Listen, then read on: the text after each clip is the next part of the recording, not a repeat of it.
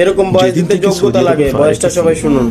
একজন বিবাহিত নারী যতই জায়নামাজে কান্নাকাটি করুক এবং প্রতিদিন কুরআন পাঠ করুক, ততক্ষণ পর্যন্ত সে তার ঈমানের মাধুর্য খুঁজে পাবে না যতক্ষণ পর্যন্ত সে তার স্বামীর হক আদায় করবে না। স্বামীর হক আদায়ের মৌলিক বিষয়গুলো।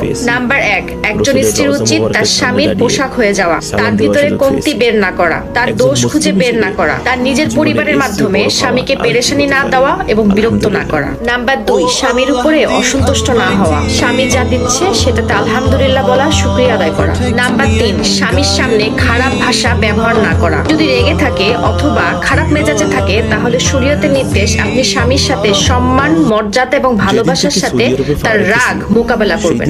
বিয়ের পর যে নারী তার স্বামীর ব্যাপারে যত্নশীল না, স্বামীর হক এবং অধিকারের ব্যাপারে অবহেলা করে, বিশ্বাস করেন আল্লাহ তাআলা সেই নারীকে ঈমানের মাধুর্য থেকে বঞ্চিত করে দেয়। এজন্য প্রত্যেকটা নারীর উচিত বিয়ের পর তার স্বামীর হক আদায় করার চেষ্টা করা। দাঁড়িয়ে সালাম দেওয়ার সুযোগ পেয়েছি।